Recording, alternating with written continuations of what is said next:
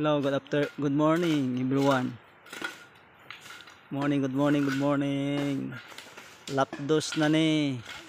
Yata karon din ni sa Barangay Buntawan. Yata diri sa Barangay Buntawan. So sa source of income din sa mga tao kining gitawag og quarry. So grabe kadaghan sa balas din balas sang ubang gilanting diya sila nanguha sa tubig na sila diya gisalom nila ng balas. So nindot bibo kay sila diri labi na ning isa ginusara diri kuan na kulang ani kanang partner partner kumbate kay daghang gibuhi.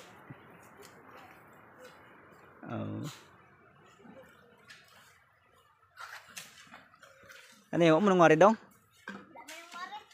Kumbate mo kuwari kaya ron kapalit og kindi.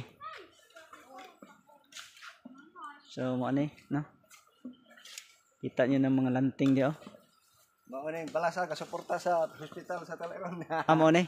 mo ni no sa dinhi gagikan ning mga materialis ni kung wala ni sila di gid mo kahimo diha og mga concrete nga balay.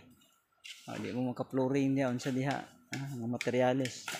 Pasalamatan nato ning mga tawhana kay silang pagkakugihan.